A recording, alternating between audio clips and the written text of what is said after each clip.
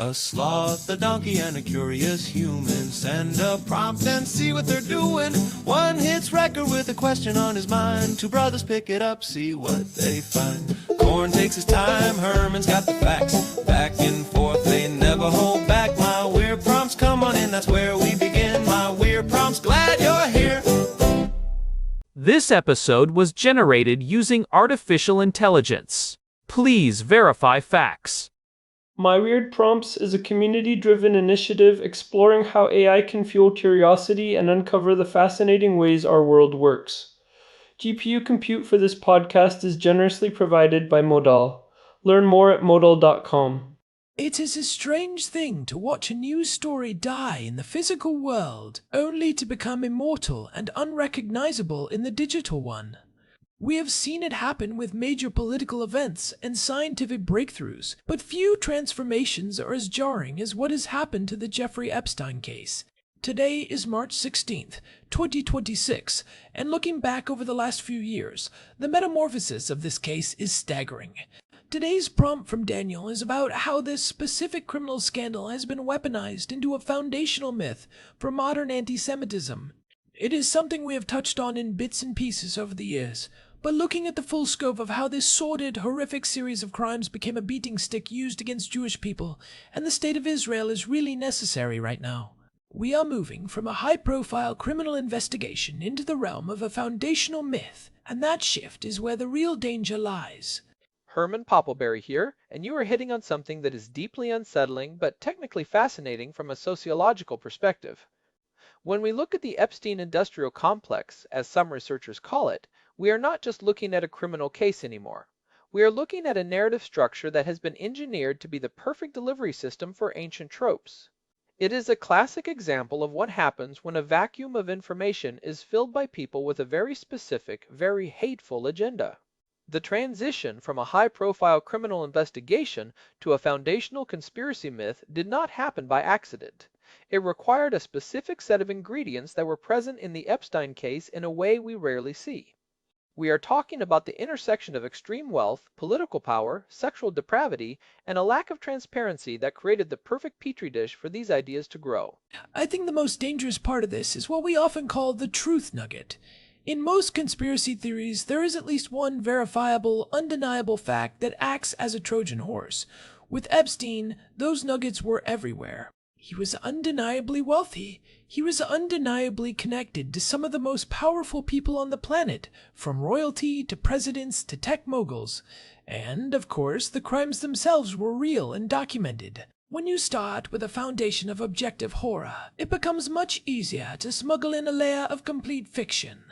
People are already shocked. They are already looking for an explanation for how something this evil could happen for so long without being stopped, and that is where the conspiracy theorists step in with a ready-made villain.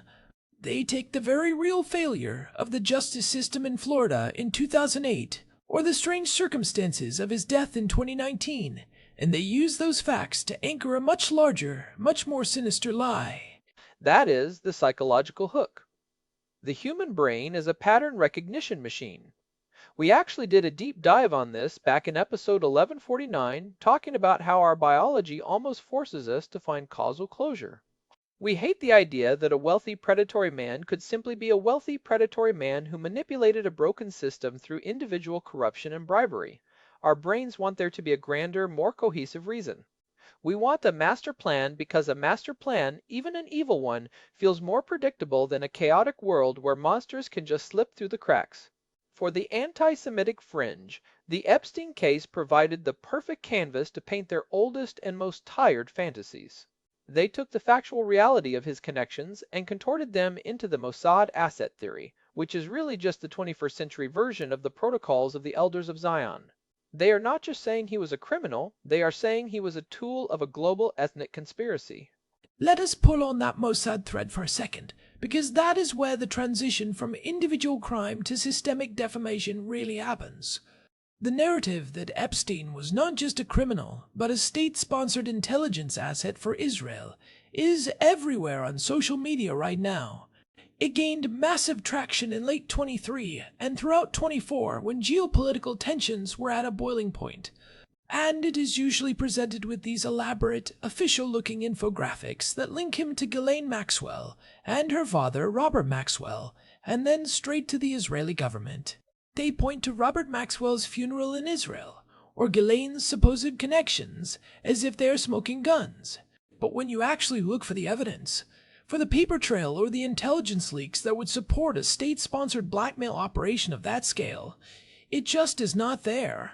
Multiple international agencies have investigated his finances, and while they found a web of tax evasion and shell companies, there has never been a shred of credible evidence linking his operation to the Mossad. It is a theory built entirely on the fact that he was Jewish and wealthy, which apparently is all some people need to see to assume a global conspiracy. The viral appeal of that Zionist puppet master trope is incredible because it simplifies a complex web of individual corruption into a single identifiable enemy. If you can convince people that Epstein was an agent of a foreign power, specifically the Jewish state, then you have successfully shifted the conversation from a failure of American law enforcement and elite accountability to a narrative of foreign subversion. It is a very effective way to lure mainstream skeptics, people who are rightfully angry about the lack of justice in the Epstein case, into extremist pipelines. You start with a legitimate question about why the flight logs have not led to more arrests, and 3 clicks later, you are being told that the entire world is controlled by a secret cabal in Jerusalem. This is the mechanics of bridge building. You take a person's righteous indignation about a real crime and you build a bridge that leads them directly into a swamp of anti-Semitic tropes. It is a bridge-building exercise that relies on the digital landscape of 2026. Algorithms do not care about the truth. They care about engagement. A nuanced discussion about the failures of the justice system or the complexities of international banking does not get clicks, but a high-production video claiming to reveal the secret Mossad ties that protected Epstein for decades, that goes viral in hours. It feeds the beast of the pattern machine. These communities use the very real anger that people feel about the Epstein case as a way to onboard them into more radicalized views. They use the lack of transparency from the government as proof of a cover-up, and then they define the people doing the covering up as a specific ethnic group. It is a classic bait and switch. And it feeds into what we call the righteousness shield. We discussed this in episode 979 when we were looking at the rise of anti-Semitism in Ireland. The idea is that people feel they are acting out of a sense of moral duty. They tell themselves they are exposing the elite, or they are saving children, or they are standing up to a globalist threat. This sense of righteousness acts as a shield against any self-reflection. If you believe you are fighting the ultimate evil, then any trope you use, no matter how anti-Semitic or debunked, becomes a justified weapon in your mind. You are not being a bigot, you are being a truth teller. That is a very difficult mindset to break because it ties the person's identity to the conspiracy itself. In the context of Epstein, this is particularly potent because the crimes involve the exploitation of children. Once you frame the conversation around saving children, you can justify almost any level of vitriol or misinformation against the perceived enemy. It also allows people to use the Epstein case as a beating stick against Jewish institutions more broadly. We have seen this happen where people conflate Epstein's financial network with general Jewish philanthropy or even religious organizations. For example, people will point to his donations to the Wexner Foundation or other prominent Jewish charities and claim that these entire institutions were part of his criminal enterprise. It is the classic move of taking one individual's reprehensible actions and using them to delegitimize an entire race or faith. It is a form of collective punishment that plays out in the court of public opinion. If Epstein was Jewish and did these things, then somehow the entire community is under suspicion. It is a standard we never apply to any other group. When a criminal of any other background is caught, we treat it as an individual failure. But with Epstein, the conspiracy theorists have worked overtime to ensure it is seen as a tribal failure. This is really just the evolution of the blood libel. If you look at the historical patterns, the accusations are almost identical. For centuries, anti-Semitic myths revolved around the idea of secret cabals, the exploitation of the vulnerable, and the use of wealth to subvert society. The Epstein case, with its focus on the abuse of young women and the involvement of high society figures, fits the ancient blood libel template so perfectly that it is almost like the conspiracy theorists had a script ready to go. They just had to swap out the old settings for modern ones. Instead of secret meetings in the woods, it is a private island in the Caribbean. Instead of gold coins, it is hedge fund millions. But the core lie remains exactly the same. The idea that a specific group of people is inherently predatory and uses its power to harm the innocent for some ritualistic or political gain. What I find particularly interesting is how this has been weaponized in the geopolitical arena, especially recently. Since late 23 and through 24 and 25, we have seen this narrative ramp up whenever there is tension in the Middle East. It is like a pressure valve for anti-Semitism. When people want to criticize Israel but feel they need a more potent angle, they reach for the Epstein-Mossad narrative. It allows them to frame their opposition not just as a political disagreement, but as a fight against a sinister, predatory force. It turns a sovereign state into a cartoon villain. It is a way to bypass the complexities of international law and human rights and go straight for the gut-level horror of the Epstein case. That is the danger of the conflation between political criticism and hate speech, which we talked about in episode 743. There is a very fine line, and the Epstein conspiracy is designed specifically to blur that line. It gives people a way to express deep-seated anti-Semitic views under the guise of being anti-establishment or anti-intelligence agency. It is a way to say things that would otherwise be socially unacceptable by anchoring them to a real-world villain that everyone already agrees is evil. It is a very clever and very cynical rhetorical strategy. It allows the speaker to say, I am not being anti-Semitic, I am just talking about the Mossad and Epstein, while using the exact same language and imagery that has been used to target Jews for 1,000 years. So, how do we actually push back against this?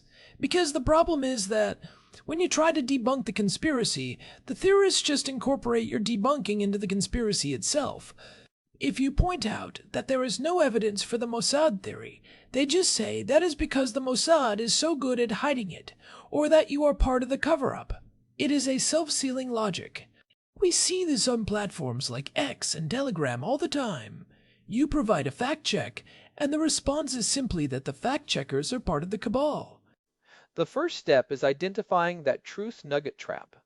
We have to be able to say, yes, the Epstein case was a horrific failure of justice, and yes, he had powerful friends who should be held accountable, and also, no, that does not mean there is a secret Zionist cabal running the world.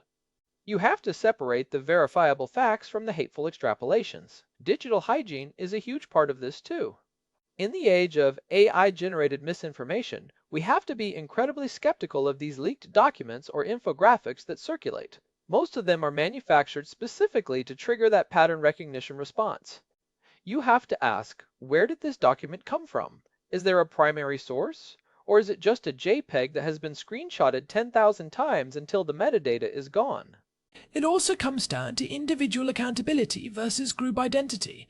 We have to be relentless in insisting that Epstein's crimes are his own, and the crimes of those who assisted him are their own. The moment we allow a criminal's background to become an indictment of their entire community, we have lost the battle against bigotry. That is a fundamental principle of a just society, but it is one that conspiracy theories are designed to erode. They want us to think in terms of tribes and cabals, because that makes the world feel more structured, even if that structure is built on a foundation of hate. We need to be able to criticize the powerful people who are on those flight logs without making it about their ethnicity or their religion.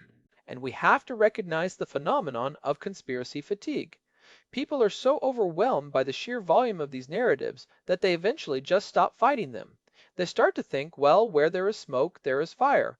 But in the digital age, you can manufacture an incredible amount of smoke without a single spark of truth. The truth is often much more boring and much less coordinated than the conspiracy. It is usually just a story of greed, systemic incompetence, and the way powerful people protect each other, regardless of their background. That is a harder story to tell, and it does not make for a good viral soundbite, but it is the one that actually matches the evidence. The reality of the Epstein case is a story of a broken legal system and a society that values wealth over justice. That is an American problem, a systemic problem, not a Zionist plot. It is the difference between a tragedy and a myth. The Epstein case is a tragedy. It is a story of victims who were failed by the people and institutions that should have protected them. Turning it into an anti-Semitic myth does a massive disservice to those victims because it shifts the focus away from their search for justice and onto a hateful political agenda. It turns their pain into a prop for bigots. That is why it is so important to keep deconstructing these narratives, even when it feels like we are shouting into a digital hurricane. When we let the conspiracy theorists win the narrative, the victims get lost in the noise. Building on that, we have to look at the role of the platforms. We are in 2026, and we still see the same algorithmic biases that were present a decade ago. If you search for Epstein on almost any major social platform, you are going to be served conspiracy content almost immediately. The platforms have a responsibility to prioritize authoritative information, especially on topics that are so frequently used to fuel hate speech. But until they do, the burden is on the user to be their own editor. You have to ask yourself, why am I seeing this specific narrative right now? Who benefits from me believing that this criminal case is actually a global Zionist plot? Usually, the answer is someone who wants to distract you from the actual mechanisms of power. It usually comes back to the same small group of people who have been pushing these tropes for decades. They're just using a new vehicle. And honestly, it is a bit of a compliment to the resilience of the Jewish people and the state of Israel that these theorists have to work this hard to invent these elaborate stories. If the reality were actually as they describe it, they would not need to spend all day making infographics on the internet. The sheer effort they put into the deception is proof of how little actual evidence they have. They are trying to manufacture a reality, because the actual reality does not support their worldview. That is a great way to look at it. The complexity of the lie is a testament to the strength of the truth. If we can keep people focused on that, on the actual mechanisms of how these stories are built and why they are being told, we can start to drain the power from the Epstein industrial complex. It is about moving from being a passive consumer of narratives to an active analyst of them. We need to teach people to recognize the architecture of a conspiracy theory, the truth nugget, the pattern matching, the righteousness shield, and the ultimate pivot to a scapegoat. It is also about recognizing that the Epstein case, as bizarre as it was, is not unique in the history of human depravity. There have always been predators, and there have always been people who use their influence to escape consequences. When we pretend that Epstein is some kind of singular world-altering event that can only be explained by a global conspiracy, we actually make it harder to prevent the next Epstein from emerging. We need to be looking at the real-world vulnerabilities he exploited, not the imaginary cabals the conspiracy theorists want us to focus on. We need to talk about the lack of oversight in the Palm Beach Police Department in the mid-2000s, or the way the federal government handled the non-prosecution agreement. Those are the real villains. The real-world vulnerabilities are things like the lack of oversight in offshore banking, the failures of the sex offender registry system, and the way wealth can be used to buy silence and legal immunity. Those are systemic issues that we can actually work to fix, but you cannot fix a secret cabal because it does not exist. So the conspiracy theories actually act as a distraction from the very real work of reform. They protect the status quo by channeling people's anger into a dead end of bigotry. If you are busy yelling about the Mossad, you are not yelling about the laws that allow people like Epstein to hide their assets in the Virgin Islands. That is the ultimate irony, is it not? The people who claim to be fighting the elite are actually doing the elite a massive favor by making the conversation so toxic and irrational that no real reform can ever happen. They turn a demand for accountability into a circus of hate. And in the process, they ensure that the next person with enough money and the right connections can do exactly what Epstein did, because the public will be too busy arguing about Mossad assets to notice the actual policy failures. It is a perfect smokescreen for the very people the conspiracy theorists claim to despise. It is a dark cycle, but understanding it is the only way out. We have to be willing to look at the Epstein case for what it was, a horrific crime and a massive institutional failure, without letting it become the foundation for a new era of anti-Semitic myth-making. We owe that to the victims, and we owe it to the truth. We have to be disciplined enough to hold two things in our heads at once. The system is broken, and the people telling you it is a Jewish conspiracy are lying to you. I think that is a really important place to land. We have covered a lot of ground today, from the pattern machine of the human brain to the historical roots of the blood libel and how they have been modernized in the age of viral misinformation. The Epstein case is a perfect example of why we have to be so careful with our pattern recognition. Just because things seem to fit together does not mean they do, especially when someone is working very hard to force them into a specific shape. We have to be the ones who refuse to let the truth be twisted into a weapon. And it is worth remembering that the archive at myweirdprompts.com has a lot of these building blocks. If you want to understand more about the biology of conspiracy theories and why our brains are so vulnerable to them, check out episode 1149. If you want to see how this same pattern of the righteousness shield has played out in places like Ireland, look at episode 979. And for a deep dive into the fine line between political criticism of Israel and actual anti-Semitism, episode 743 is essential listening. These things are all connected, but not in the way the conspiracy theorists think. They are connected by the shared history of how hate is manufactured, packaged, and sold to a frustrated public. For those of you who want to stay updated on these deep dives, you can search for My Weird Prompts on Telegram. We usually post there whenever a new episode drops, and it is a good way to keep the conversation going in a space that is hopefully a bit more critical than the average comments section. We have a lot of work to do in terms of digital hygiene and pushing back against these narratives, but doing it together makes it a lot less daunting. It is about building a community of people who value evidence over easy answers. It really does. And I want to make sure we give a big thanks to our producer, Hilbert Flumingtop, for keeping the gears turning on this operation. This show would not happen without his work behind the scenes, especially when we are tackling topics as heavy and complex as this one. Also, a huge shout out to Modal for providing the GPU credits that power the generation of this show. They're doing incredible work in the serverless infrastructure space, and we are grateful for their support in helping us bring these deep dives to life. This has been My Weird Prompts. We will be back soon with more deep dives into the topics that matter, even the ones that are a little weird and a lot dark. See you then. Take care. This episode was generated using Gemini Flash 3. Text-to-speech engine was Chatterbox. Thanks for listening to